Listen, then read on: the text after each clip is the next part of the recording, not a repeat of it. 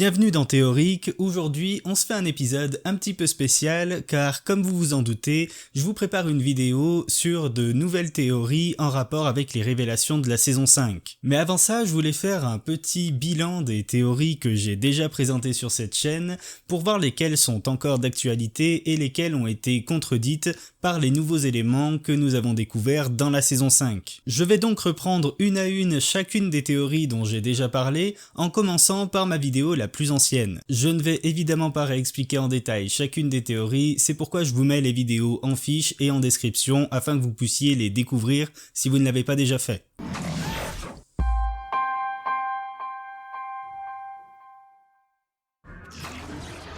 Et avant de commencer, je voulais aussi vous inviter à rejoindre mon Discord si jamais vous voulez rejoindre une communauté qui parle beaucoup de Rick et Morty, vous trouverez le lien dans la description.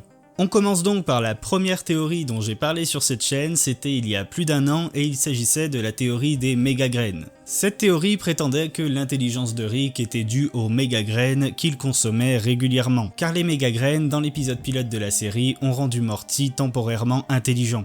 À l'époque, j'avais déjà des réserves concernant cette théorie car il était difficile d'expliquer comment Rick avait pu avoir accès aux méga-graines s'il n'était pas de base suffisamment intelligent pour se rendre dans la dimension des méga-graines. En effet, s'il n'était pas l'être le plus intelligent de l'univers, comment aurait-il pu inventer le voyage interdimensionnel? Avec les révélations de la saison 5, je crois encore moins en cette théorie puisque maintenant, on a vu à quel moment exactement Rick a inventé le voyage interdimensionnel. On le voit même se servir d'un pistoportail un peu archaïque. Mais il y a toujours la possibilité pour qu'il ait obtenu les méga-graines de la part d'un autre Rick qui serait venu en voyage dans sa dimension.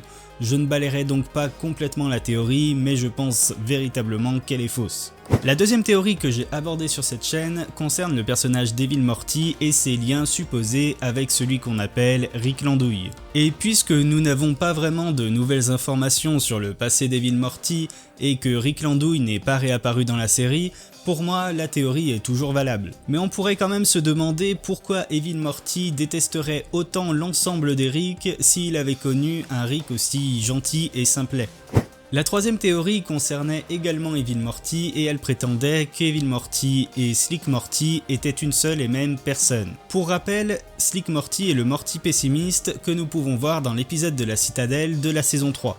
Et maintenant que nous avons de nouvelles révélations sur les motivations d'Evil Morty, je trouve qu'il y a quand même une grande différence entre les deux personnages. Car d'un côté, Evil Morty déteste les Rick et il est prêt à faire souffrir d'autres Morty pour arriver à ses fins, et de l'autre, Slick Morty veut simplement plus de justice pour les Morty. Mais il y a encore une possibilité pour que le personnage ait évolué entre le moment où il est tombé dans le vide-ordure de la Citadelle et le moment où il a remonté le temps pour devenir Evil Morty. Donc encore une fois, la théorie n'est pas complètement à balayer. Après ça, j'ai fait une vidéo pour vous présenter 3 théories personnelles sur la série. La première de ces 3 théories disait qu'Evil Morty avait lui-même organisé la tentative d'assassinat dont il a été victime dans l'épisode de la Citadelle. Et étant donné l'intelligence et le sens de la manipulation dont Evil Morty fait preuve dans le dernier épisode de la saison 5, je pense de plus en plus que cette théorie est plausible. Et elle me paraissait déjà plutôt crédible à l'époque. La deuxième théorie disait que les Rick et Morty de la première scène du pilote étaient réellement morts dans l'explosion de la bombe à neutrons juste avant le début du générique. Bombe à neutrons activée.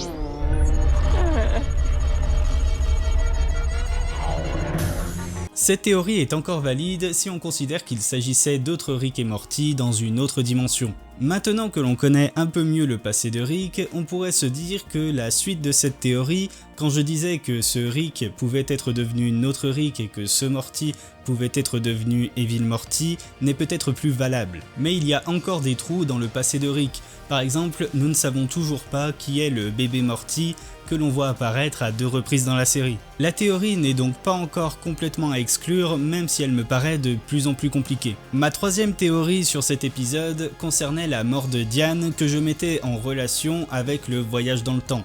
Mais on peut maintenant affirmer que cette théorie est fausse. Cependant, je disais à l'époque dans cette vidéo que je trouvais bizarre que Rick n'ait pas cherché à retrouver une Diane dans une autre dimension.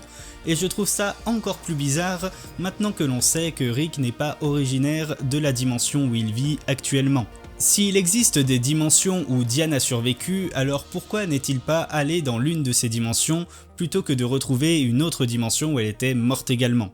C'est pourquoi je pense de plus en plus que toutes les Dianes de toutes les autres dimensions sont effectivement mortes, et je vous prépare une vidéo théorie sur le sujet bien évidemment. Ma vidéo suivante présentait la théorie qui consistait à dire que Rick et Morty étaient une seule et même personne.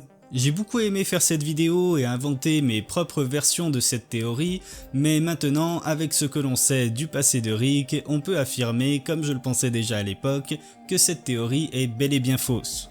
Ma théorie suivante était plutôt une interprétation de l'épisode du train à histoire. Je trouve que la saison 5 confirme un certain nombre de choses que j'avais pu dire dans cette vidéo, mais ça reste de toute façon qu'une interprétation. Dans la vidéo d'après, j'ai traité la théorie du Morty d'origine, la théorie qui dit que Evil Morty était le Morty d'origine de Rick. On sait maintenant que ce n'est pas le cas puisque dans la dimension d'origine de Rick, Morty n'aurait jamais pu naître étant donné que Bess est morte. Néanmoins, comme je l'ai dit plus tôt, nous n'avons toujours aucune information sur le bébé Morty que l'on voit apparaître à 2 reprises dans la série. Il est donc toujours possible que ce bébé Morty soit Evil Morty et qu'il ait connu Rick dans son passé. Cette théorie n'est donc plus tout à fait valide, mais elle pourrait être transformée en la théorie du bébé Morty. Ma vidéo suivante concernait encore une fois Diane et les raisons de sa disparition. Les théories de cette vidéo étaient plutôt sympas, d'ailleurs la vidéo a eu un bon succès, mais on sait maintenant que la Diane d'origine de Rick a été tuée par un Rick d'une autre dimension. Ce qui serait intéressant en revanche, c'est de faire de nouvelles théories sur la disparition de la Diane de la nouvelle dimension. La Diane qui est donc la mère de notre Bess, et ça bien évidemment j'y travaille. Et on arrive donc à la dernière vidéo théorie en date où je présente 3 théories sur Rick le Simple. Dans la première des 3 théories, je disais que Rick le Simple était en fait le Rick du faux souvenir inventé par Rick C137. Et que Rick C137, lui, était l'autre Rick, celui qui avait tué Diane et Bess. Cette théorie n'est donc plus valable maintenant que l'on sait que ce souvenir était en fait vrai en dehors de la fin.